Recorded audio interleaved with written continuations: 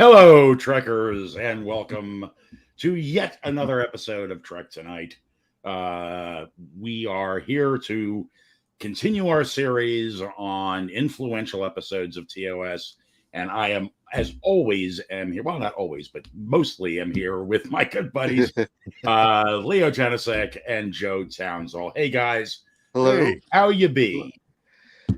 It's you just keep. I'm gonna say. Let me put it this way: walking and talking. To quote another. That's your weekly mantra. It is my weekly mantra because it's a good mantra.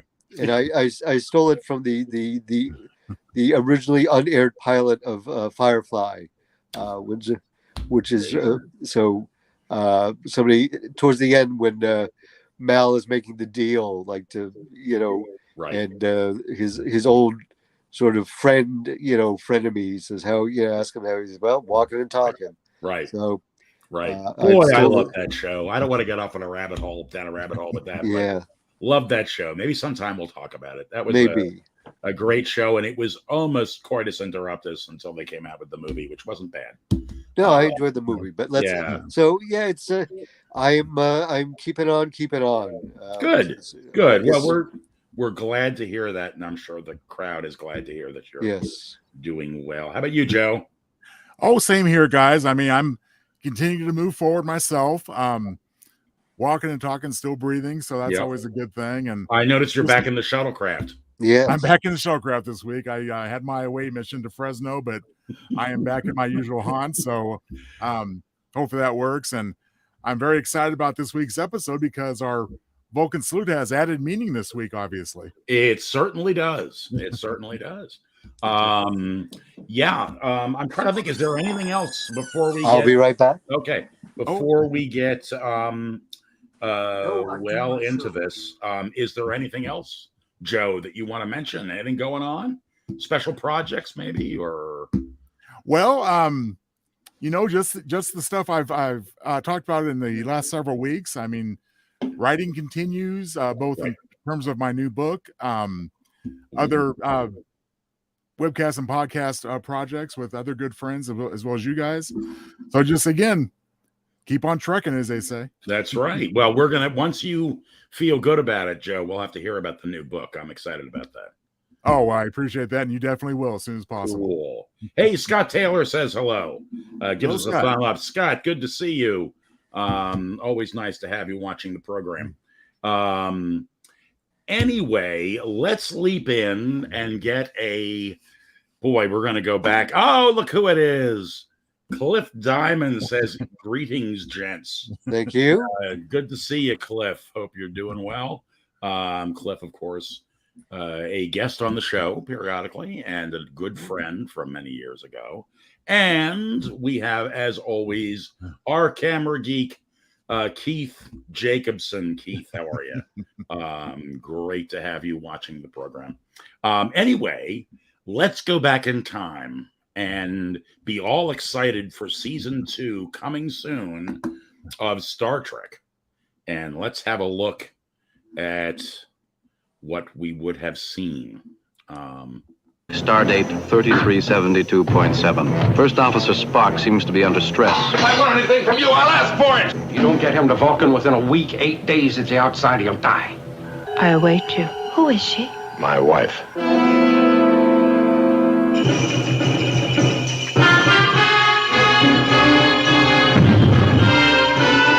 She chooses the challenge.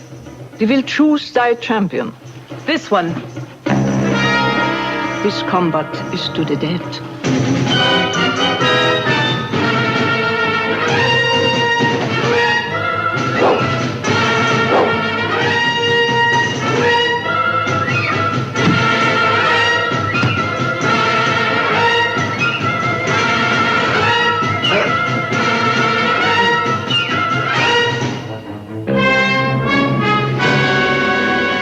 He's dead.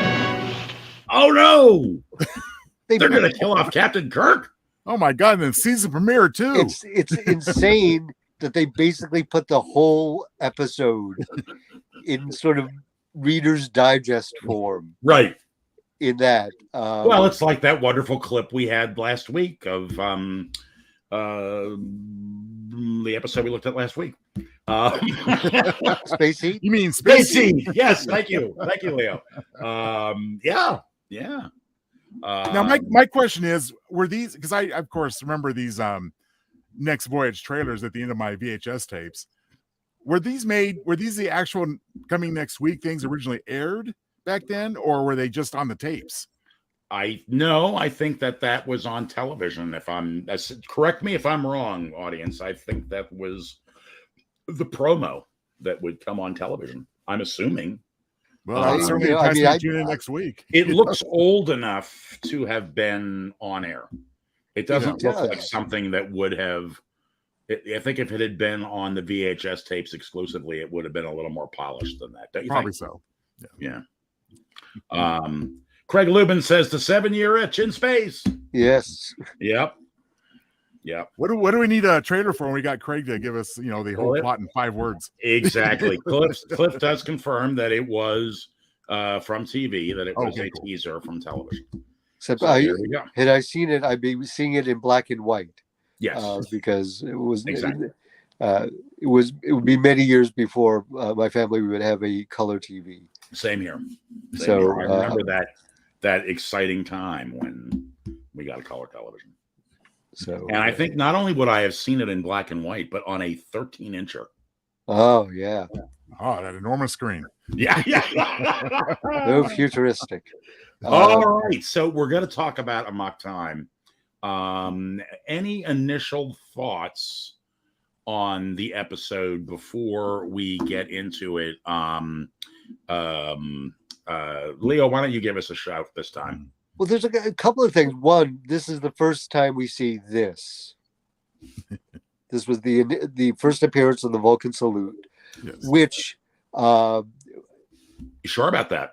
According to my research. Okay, yeah, because that's true. Because Journey to Babel comes after this, and that's when you see McCoy saying, "How's that Vulcan salute?" Yeah. So this was the first, and the thing is, Leonard Nimoy got this from.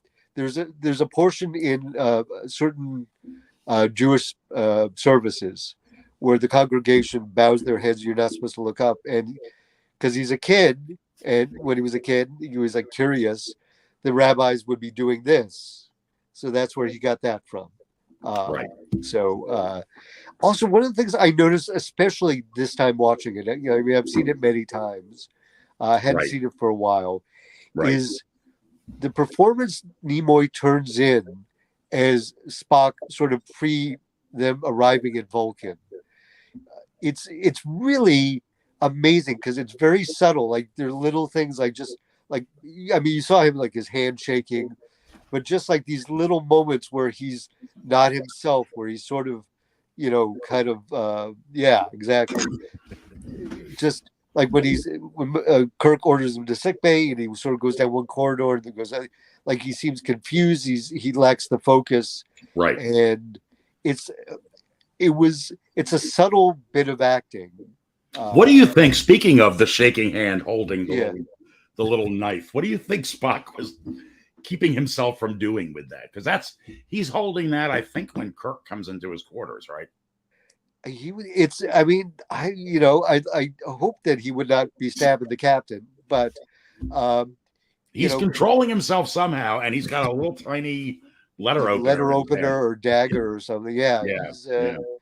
I just thought his performance is as somebody under stress, and it's very different from the rest of how we see Spock, who's normally very composed and in control. Not only under stress, but that moment you mentioned in the turbo lift, he truly is confused. Yeah.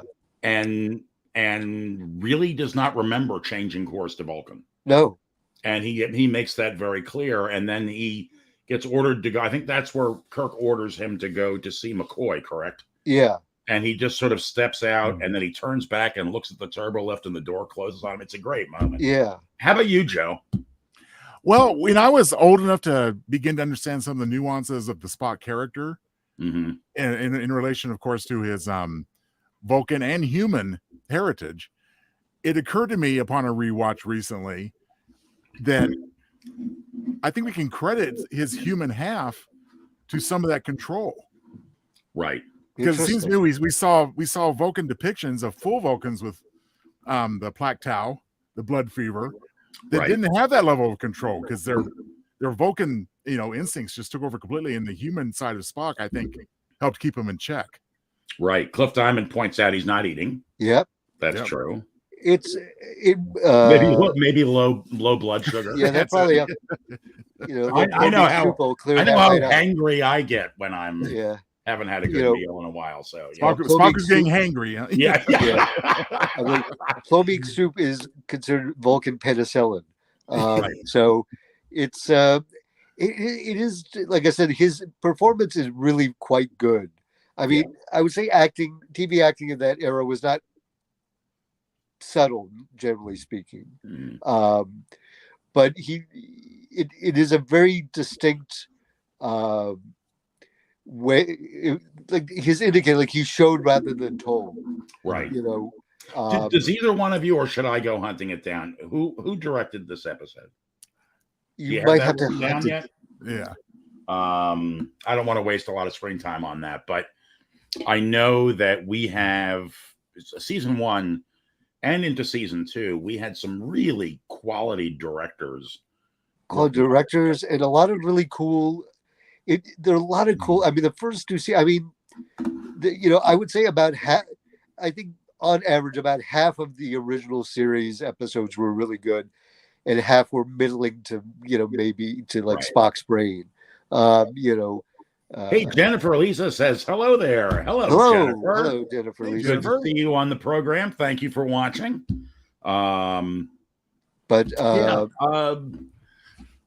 Just really good quality stuff. Okay, so we know that this episode sets up a lot of Vulcan culture for the first time. Yes, and we know that I'm going to skip ahead here and let's see, and we're going to talk about future impacts on this. Quickly, Chris, IMDb to the rescue, directed by Joseph Pevney. Oh, okay. Which is not a name we see a lot, and we see a lot of Mark Daniels, and but that's seems to be more of a rarity there. I'm trying to remember. I'm trying to remember if it's Daniels or who's the other guy that directed a load of episodes, especially in the beginning. One of them is responsible for some of the best camera angles on the show, and I think it's Daniels. And was the first guy to, or maybe the only guy to, use the shot that pans around where the actors were, Kirk and so on, walk in front of the view screen. And he said, look, we need to see that. That's part of the ship. We should see that. But he was very, if I've got the right guy, he was also very conscious of the idea that other people are on the bridge. And so he would make sure that the background actors were featured actually doing something and having the knowledge that the bridge is not a huge place. Yeah. So they would be listening in on these conversations that were being had on the bridge. So you'll notice a lot of times in those episodes, especially season 2, you'll see somebody in the background sitting at the engineering station or somewhere else, and they're looking at Kirk and Spock or McCoy when they're discussing whatever the problem of the day. Right. So yeah, as far as writers, we got, not surprising, really what? And Theodore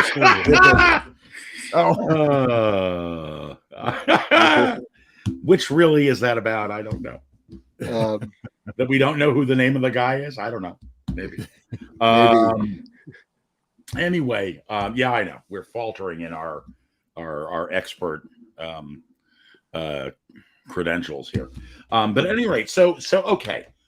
We have tonight some things that I picked up, quick clips of things as we go through Star Trek as a franchise.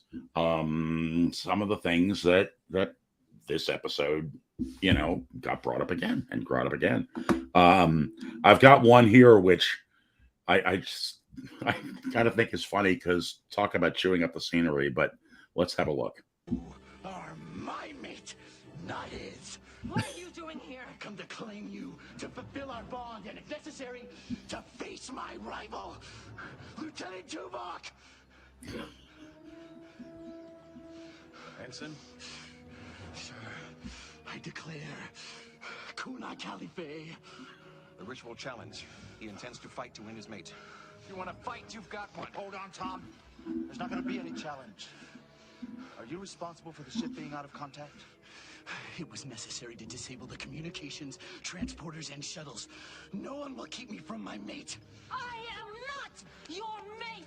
We will soon decide that. If anyone is gonna smash your arrogant little face, and I will! I take your challenge myself! She has the right to choose her own defender, even herself. Just hold on. Neither of you are thinking straight right now. They are following their instincts, and I suggest we allow them to do so.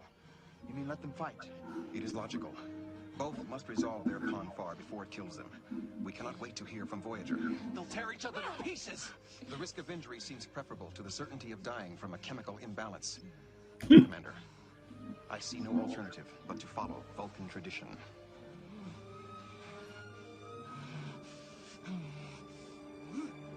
All right. Begin.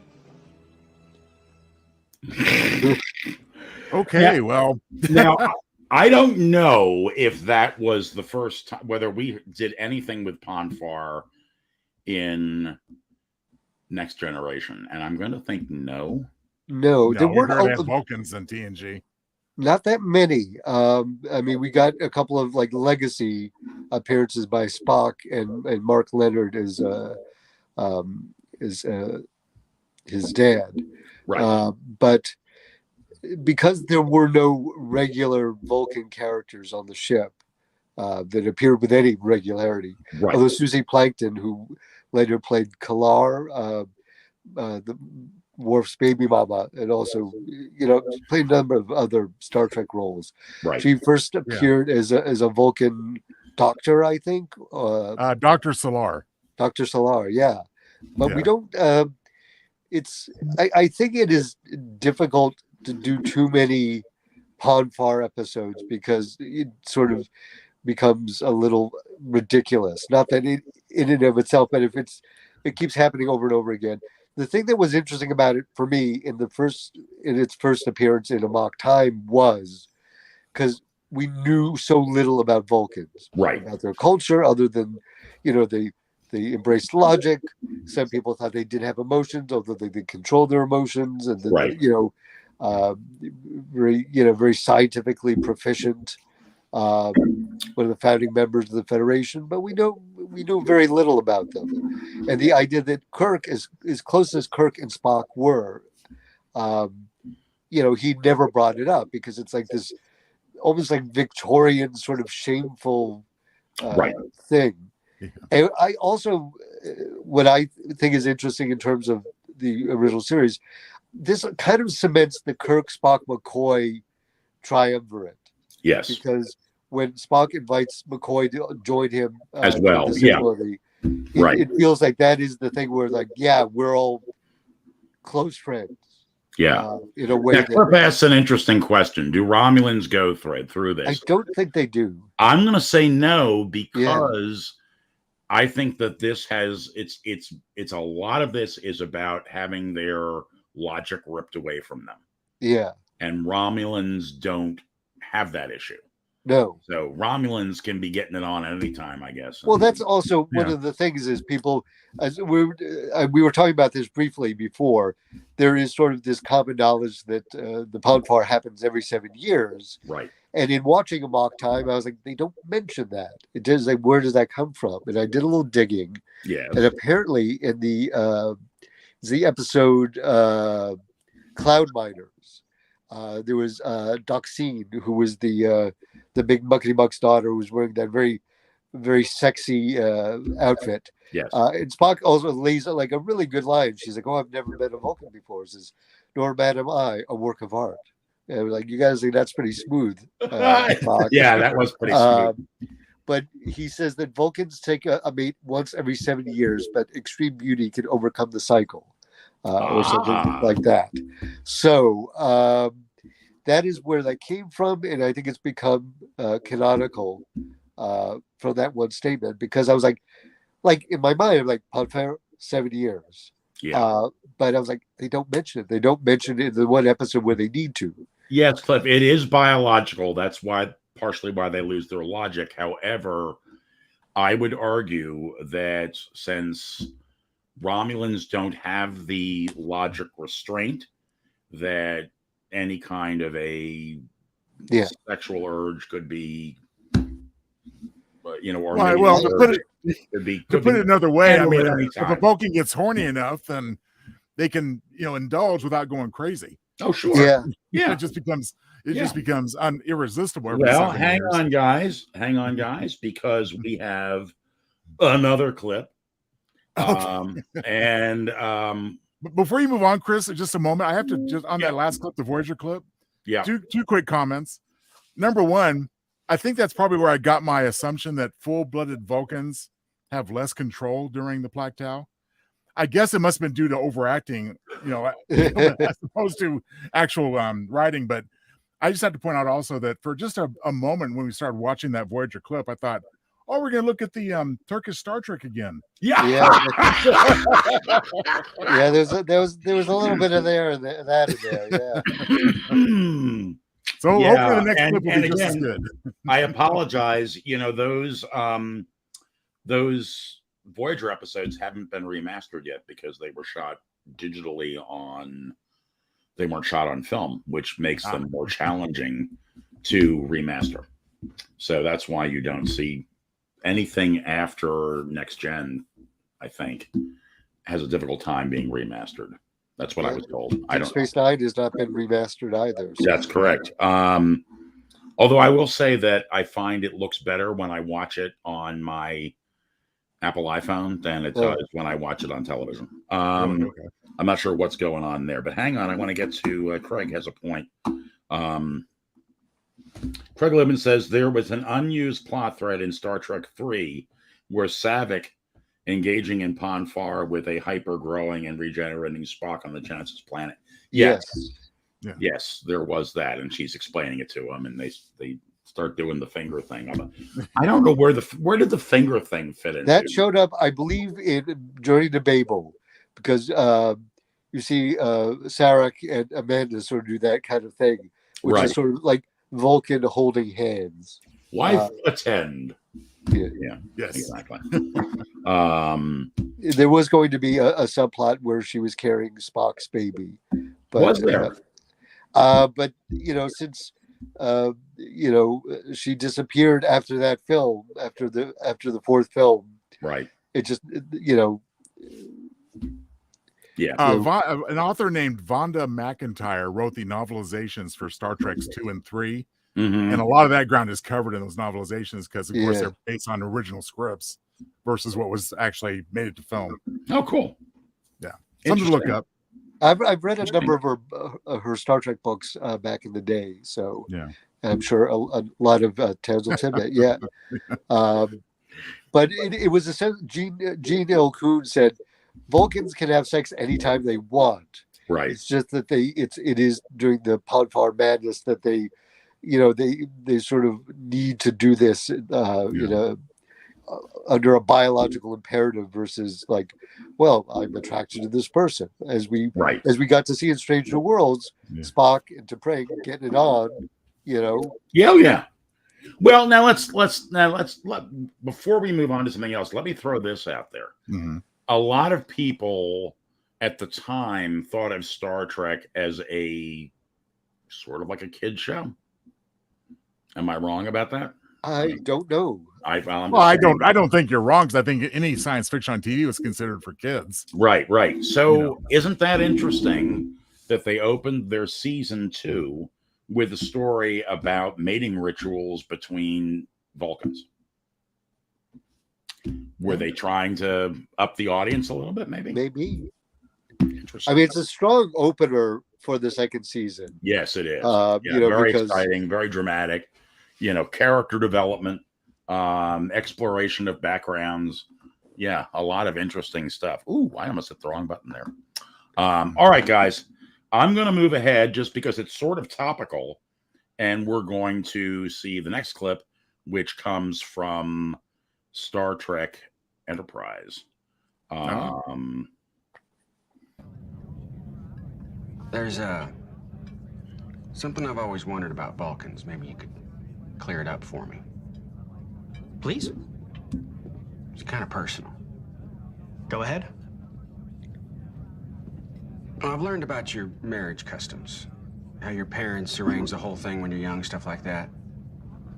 But what about, you know? Ah, you mean sex?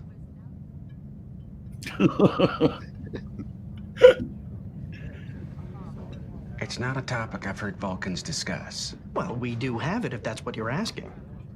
Am I interrupting anything? No, please join us, Mr. Reed. Malcolm Reed. Tav. We were just discussing Vulcan mating rituals. Most of my people are extremely uncomfortable talking about such things. So many inhibitions. Vulcan males are driven to mate once every 7 years. 7 years? Frightening. Over the past few years, we've been developing methods to accelerate the mating cycle. You up for seconds? I've had enough, thank you. Back to work. A pleasure meeting you, Mr. Reed. Likewise.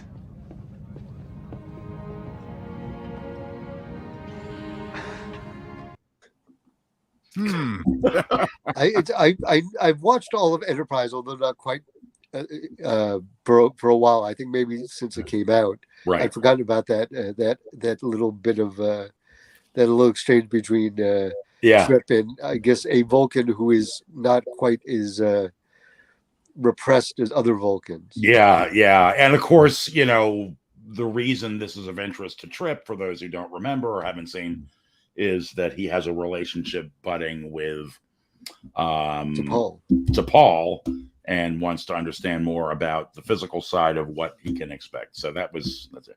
It does remind me that show actually had some fun, humorous bits in it. Yeah. Oh, sure. Yeah. I think Enterprise is very underrated amongst the Star Trek franchises. I do too. I don't think I'd be going out on a limb by saying that. Well, and for purposes of our discussion tonight, as far as the influence of Amok Time, you know, this is a good prequel in that sense, because yes, we had Gino Kuhn telling us kind of off the record, Vulcans can do whatever they want. It just becomes life-threatening and compelling it once every 7 years. But to have this character in this clip here kind of reintroduce the topic at that point in Star Trek broadcasting was a good move. And of course, now everything we've done since then kind of falls in place. There's no contradictions here. It's all consistent, I think. Right. Yeah. And of course, we all know that it really got revisited because the characters got revisited in Strange New Worlds. Yes. And Spock and T'Pring T'Pring especially has become an ongoing character. So she's not just this, you know, oh, who is that? You know, that's my wife. You know, I mean, it's not this mysterious character you've never heard of. She's in several episodes. And I'm just going to jump ahead and play that clip because I want to talk about it a little bit, because it is probably the most we have seen, except in perhaps the movies, of Vulcan, wouldn't you say? I would say, yeah. Yeah, so let's run that.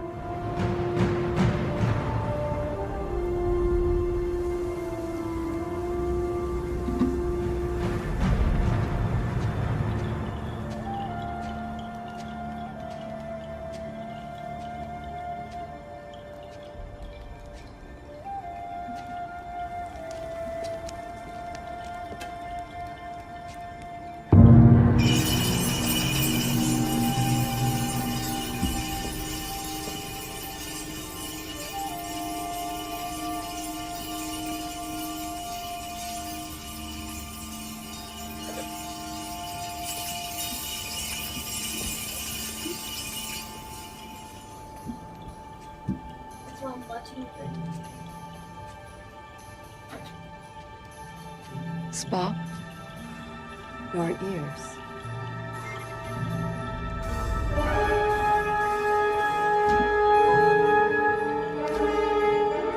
are human. T'Pring. I will not marry a human. I choose Caliphie.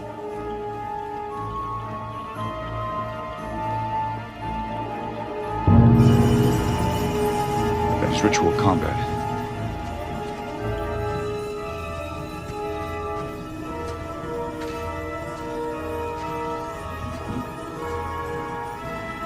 Who am I supposed to fight? You will fight him.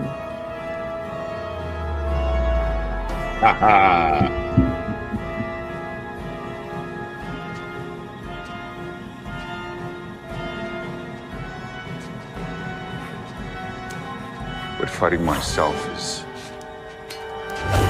illogical.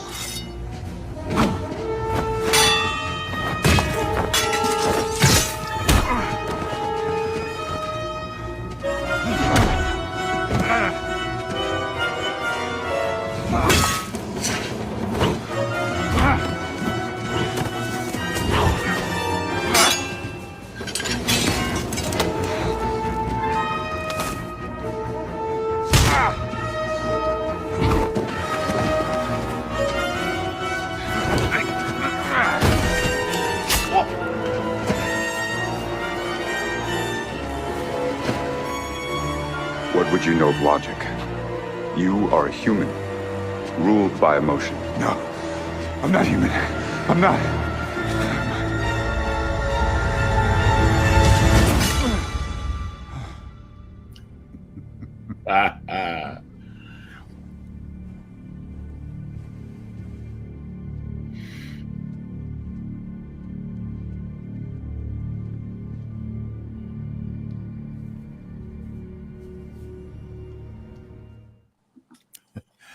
Now, may I say, in terms of Amok Time being influential, yeah, it provided some of the most parodied music ever. Oh.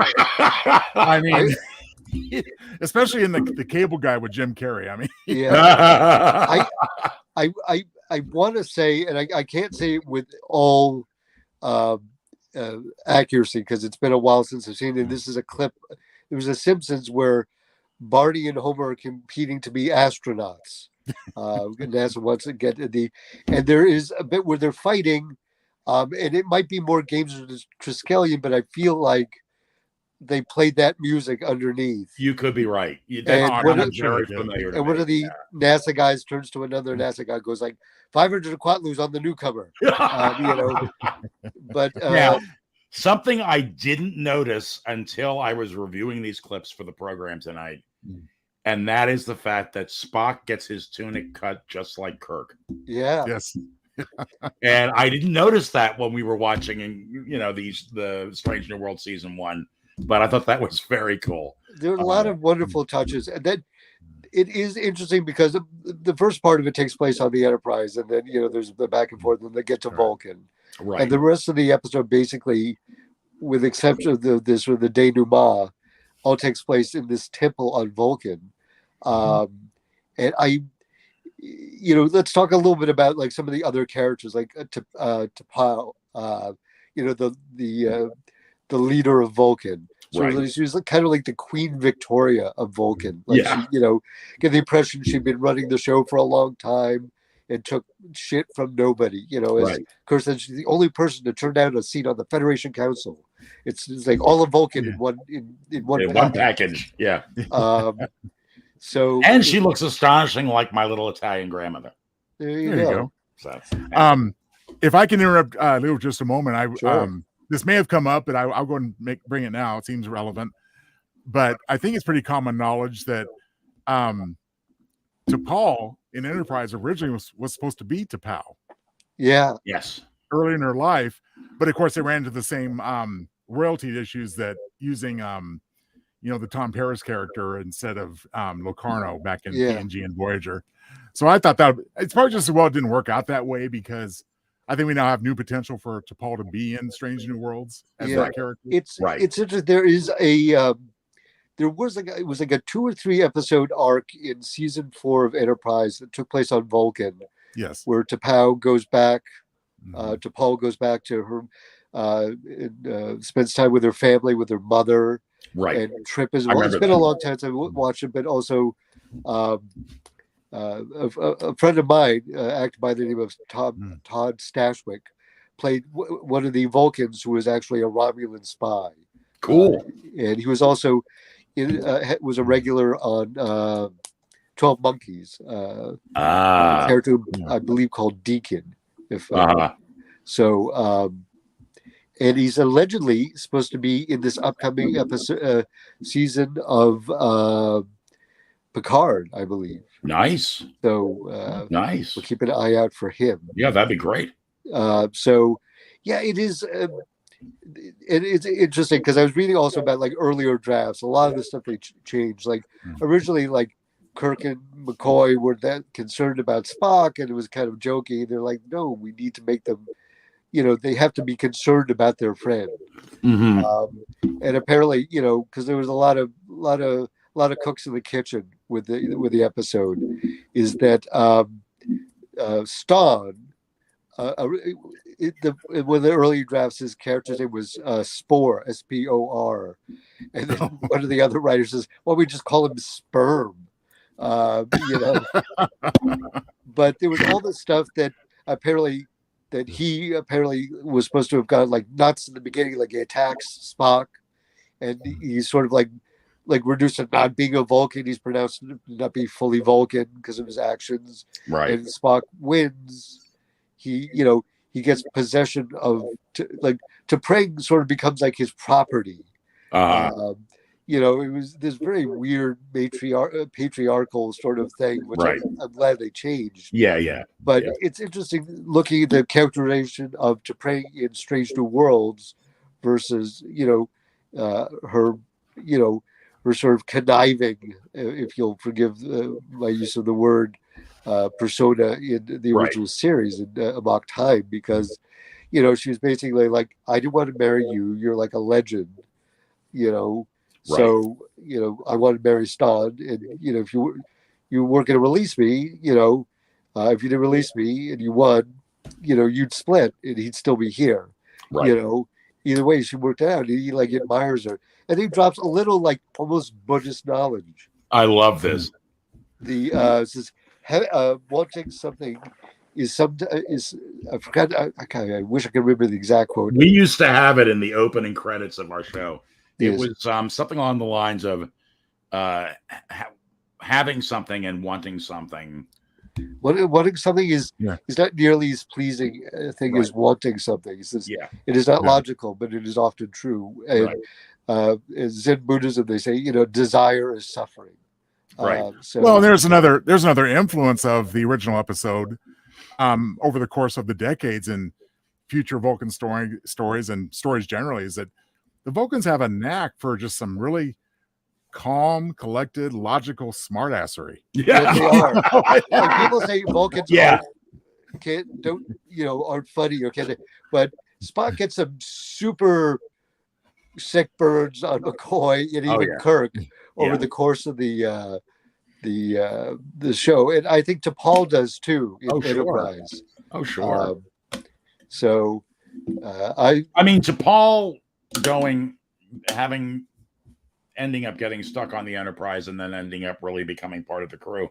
But over time, she is a wise ass through the whole series. I mean, she has an awful lot of great lines. I think it's safe to say that when you had like a Vulcan guest star or a background character, they often left a little bit to be desired. But anytime they had like a main character like Tuvok or T'Pol and Spock again in Strange New Worlds, I think they hit it out of the park. The depictions are spot on and obviously influenced greatly by Nimoy. Oh yeah, I'm denying that. Right. I mean, he basically sort of set the pattern of what a Vulcan is like, and it's interesting. And this is something I think I may have mentioned to Chris. I don't know if I've mentioned to you,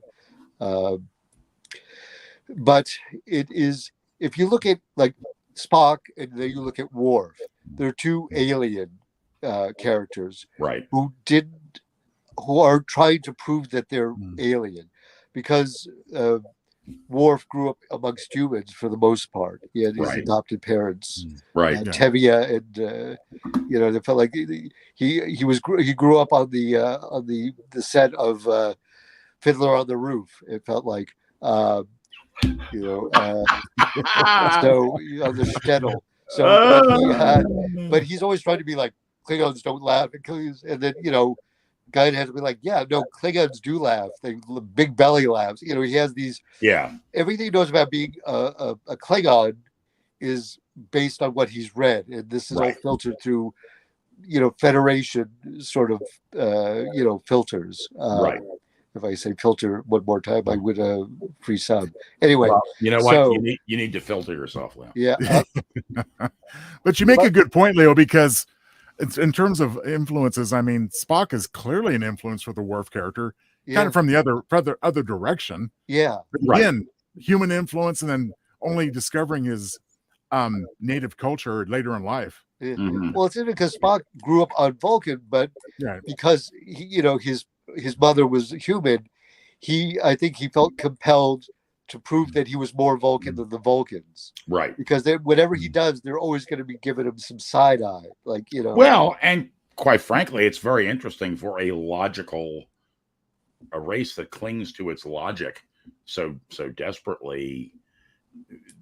He got a lot of shade for being part human, which is my God, yeah, not particularly logical. So in the animated series, was it Yesteryear? Yes, right.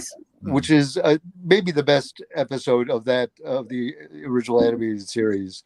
When he goes back in time and sees his younger self is being bullied mercilessly by these other Vulcan children, who are like mocking him in not even in a logical way. They're just being like little pricks about it. So clearly Vulcan children are not as they're held to a lower standard than adults. Yes. So it is interesting to see that aspect of Vulcan culture, and even the Abrams movies, which are the first film, when you see the flashback to young Spock, like this guy, some other Vulcan kid is basically call his mom like a human whore or something to that effect, and he just goes nuts and beats the crap out of this other kid. Right. So he had to have a hard life, but he came through it as sort of on the other side. I would say a more fully rounded character. Well, and don't forget also, Star Trek V. Not our greatest movie effort, but notable for the memory-induced scenes where Spock's birth in that movie. Yeah, right. And Sarah just kind of wrinkling his nose. Oh, so human because the baby's crying. And one thing I thought would have been very interesting too, delving into the non-apocryphal for a moment, but Star Trek Phase 2, the original, the show that was supposed to follow the original series. The character of Zahn, X-O-N, I think it's how it's supposed to be pronounced. Right. The rumor had it that since he was full Vulcan, he was going to be the opposite of Spock in the fact that he was going to be comical in the sense of trying to embrace emotion, to be more human, to relate to that crew better. It would have been interesting to see. Yeah, it would have been. Do that with sort of a Data storyline. Exactly. That's probably where Roddenberry picked it up from, that unused concept. It's interesting because that actor was also had a cameo in the motion picture. He was one of the officers on the array where they first picked up the signs of V'ger. Right. Epsilon 9. Epsilon 9, yeah. And I mean, it's kind of stuck if you like, I'm gonna be one of the leads of the new Star Trek show. It's gotta be really exciting. And then they're like, yoink, they decide to make the movie instead. Right. For those people interested, their YouTube is littered with all kinds of unused footage and so forth from Star Trek Phase 2. Yeah, I've seen a bunch of new photographs recently. Yeah. Greg says Vulcan prejudice against humans and Spock's half-human heritage was brought up in the 2009 Star Trek movie. One of the kids calls Spock. Yeah, that's right. Yeah, for sure. A half-human whore. A whore. I think it's an interesting concept too. That not we don't want to be overgeneralized. That's what the nature of prejudice after all. But based on what we've seen, Vulcans can definitely, when compared to humans, Vulcans can represent the highest highs and even the lowest lows. Yeah. Now, does anybody have any issues with this episode? I mean, it's a beloved episode. It's one that I always like. But is there anything that I can't think of anything I dislike about it. I think the acting was great, and also like at the end, and I was reading up on this episode when T'Pau says to Spock, "Live long and prosper," and he says, "I shall do neither." Right. I told my captain, my right. friend, and he says it really choked him up in that moment. Yeah. And even though it's funny because the idea of most people, if you think about it, they're not going to kill off the main character of your TV show, right? Especially back then. Yeah. I feel like you might be able to get away with that. Somebody who seems like he's the main, he or she is the main character, you kill them off in the first episode, and then it becomes about the fallout from that. So, like Lorca from Discovery. Right. You start off thinking he's really a big character, and then he turns out to be Mirror Universe, and then So, but I can't think of anything I dislike. Like I said, I love the fact that it cemented the best friends gang of Kirk, Spock, and McCoy. Right. And I'm not sure if this is the first time we've seen Chapel be all sort of doe-eyed over Spock. I can't. I think we'd have to go back to Naked Time for that. Wouldn't she kind of mooning over him then? She might have been. It's been a while since I've seen Naked Time, so I'll back. I would think there would have to be something to lead into him saying, "You never give up hope, do you?" Yeah, but that also established that as a canonical, a very important canonical, plot line or subplot. The fight, the music, the Lurpa, the Anwu, Anwu, and that whole. I love that set. Speaking of Turkish Star Trek, Joe, the Lurpa ended up in Turkish Star Trek. That's how much influence it had. So there you go. It's just, the whole thing, putting on the sash, and it's also, you see Vulcan, some of the attendants in the ceremony are wearing these helmets, which we see the Romulans wear later on. It's interesting. Or did we see the Romulans wear them initially in? Yeah, I think we saw them in Balance of Terror season 1. Right. And they reused them in this, so it really does sort of establish a historical connection, a stronger historical connection between the two cultures. Right. Since presumably what the attendants were wearing are sort of these traditional sort of ceremonial garb that goes back to pre-diaspora days. And it's interesting too because Spock refers to that area as being land that's been held in his family for almost centuries, I think. Yeah. So you do see very similar architecture, if you will, and treatment of it. You see it when we see him in Star Trek 3. Yeah. And you see it in the end of the beginning of Star Trek 4, and then we see it again in Strange New Worlds. So it's interesting. Although, I do have a slight quibble, but it is not. I think it's entirely forgivable. Yeah, it's like Spock is getting married and his folks aren't there. That's kind of odd. But they had not. The actors had not been cast or created. Although we knew that his mother was Vulcan and his mother was human. His father was Vulcan. Right. We never met them before. While it doesn't make sense they're not there in the larger context, but it also would. It's already. I can't imagine cramming and introducing his parents because that's a whole big thing. Right. On top of everything else. So. Right. As you point out, Leo, behind the scenes, we didn't have Mark Leonard, cast yet and so forth. Yeah. It kind of falls in the same continuity glitch as in The Enemy Within. Why didn't they just send the shuttlecraft down to get those poor freezing people? Yeah. Because there wasn't a shuttlecraft yet. Yeah. Right. Interesting. Do you have anything, Joe, or no on an issue. From a storytelling standpoint, no. I mean, this was a milestone episode. This, along with Journey to Babel, of course, set up and got the ball rolling for the Vulcan culture and philosophy going down the line.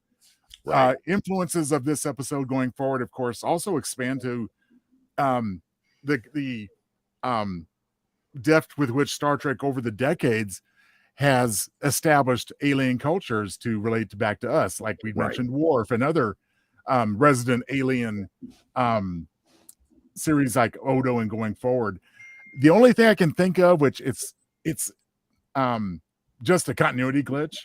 It's really hard to spot. I did finally spot it not long ago, but intermixed with Spock's Plactel stare. One time they do a long shot where Leonard Nimoy's in the background, believing he's off camera. He's just kind of casually leaning against the wall. So right, that's the only thing I can think of. Right, yeah, that's true.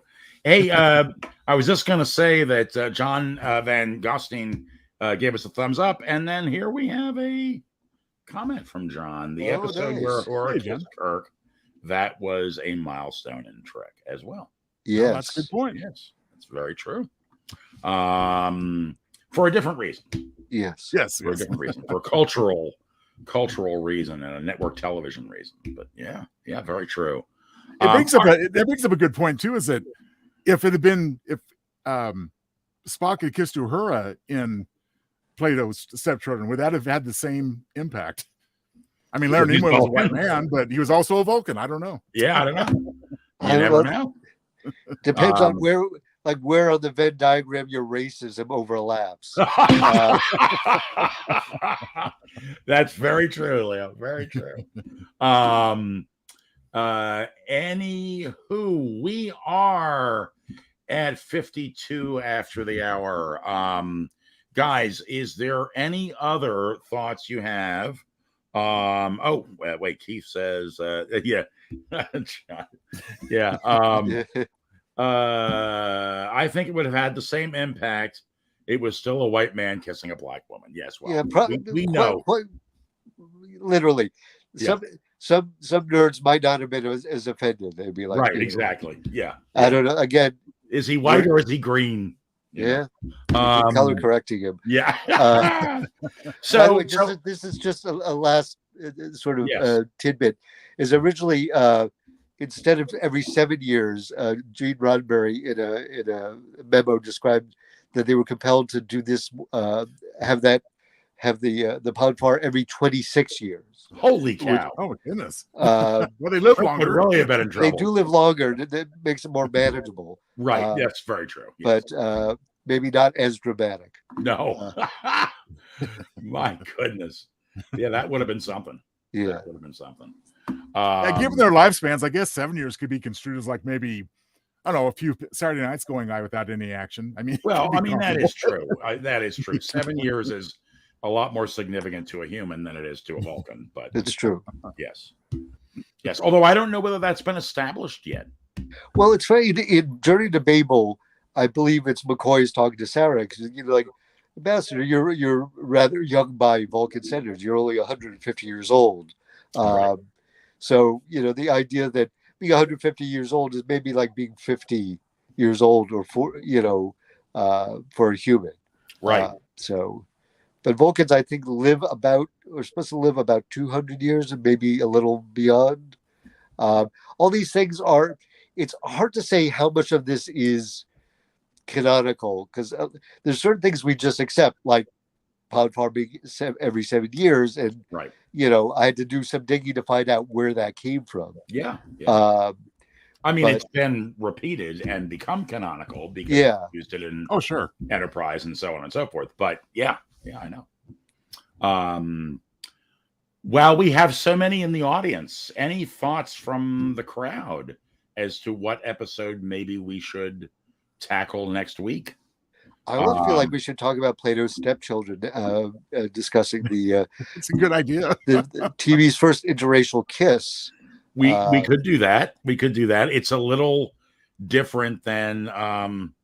Cliff's asking, how long had Spock been in Starfleet at this point? Should he not have gone through 7 years ago? you know, because they invented it for this episode. Right. Like, again, it's like all this stuff is, we look at it as a whole. Like we can see the history can go back. Right. But this was a weekly TV show where they were like, hey, let's do this cool thing this week. They weren't thinking about it. You know, I'm sure when Roddenberry was first creating the character Spock, who was originally supposed to be a Martian, I believe. And you know, there are all these other, you know, weird things that, you know, have dropped away over the years. Right. But we look at it as one as a whole. But it wasn't. It was being built sort of episode by episode. Sure, as it went. Well, and and if you want to explain it within the continuity, I think it's pretty reasonable to assume that Spock went through a pond far under Pike's command, but maybe that was just kept a little more under wraps, a little bit more private. Than was done later. He might have just had some shore leave and like kept a. Well, yeah, and let's look at this. I mean, to Clifford's point, they didn't intend to make a series that took place prior to Captain Kirk taking command of the Enterprise. So, and I don't know exactly. Are we 10 years earlier? Is that what we are in? More or less. I mean, they established in the menagerie that Spock had been on the Enterprise for going on 15 years, I believe. Right. Because they were including Pike's command in that time frame. So right. So yeah, Cliff says he'd like to see us talk about Spectre of the Gun for next week. That's what I haven't watched in a while. Yeah. I'm trying to think how what would be the influence of that over future Star Trek? I'm not sure. A number of Western themed episodes, but the thing that comes to mind is Fistful of Datas. You know, so there's some potential there, right? Return of the Archons. First time the Prime Directive was mentioned. It's a good one. That's an interesting idea, and from which the entire movie series, The Purge, was stolen from, I believe. Exactly. Yeah. And in fact, well, I mean, it brings to mind something that we could one little aspect we could discuss. I'm not going to say it now because I'll save it for the show next week. Right. But that might be a good one. But I think we're going to debate behind the scenes, and we will, because I would suggest that Mirror Mirror, although we've talked about it quite a lot, but Mirror Mirror also had a lot of impact on. I agree. Future. I think that definitely needs to be one of the 5. It's going to be in our list at some point. When we do it, I don't know, but Mirror Mirror would definitely be, you know. And I have my agonizer ready for when we decide. Oh, for anyone who disagrees, I'll be good. Maybe we could do an episode where we could talk about certain episodes that had an influence, but maybe not as big as, let's say, Amok Time or Space Seed, and sort of break them up to do a No Love for Spock's Brain, the first and only episode with a fully functional bridge view screen. Well, yeah, that's Craig might be. I think we just did it. Yeah, I think that was the contribution right there. Yeah, done and done. Yeah. Raid. What is Raid? Yeah. Anyway, it doesn't get more influential than the introduction of the Prime Directive, and you know, you are correct about that, Keith. I think we should definitely consider that because that's story arc wise has a lot of impact on the show. I agree. So, guys, I think we're just about ready to roll out of here, unless there's anything else. No, I think that's about it. I think we've got it covered. All right. So, until next week, guys, live long and prosper. Have a wonderful week as you go through your January. We've got a long weekend for some people, I think. Yes. So, Martin Luther King Day. Martin Luther King, the man who convinced Nichelle Nichols to stay on Star Trek. There you go. One about influential. Yeah, that's right. That's a great story. So until next week, check the Facebook page, follow us on Twitch, all that good stuff. If you like what you see, check out our Patreon page and show us a little love there. We would love that. That helps us keep the show going. And also, as far as following us on Twitch, the more people we get on Twitch, the better off we are on that platform. So at any rate, until next week, here we go. We're ready to rock and roll. All right. And here's my buddy.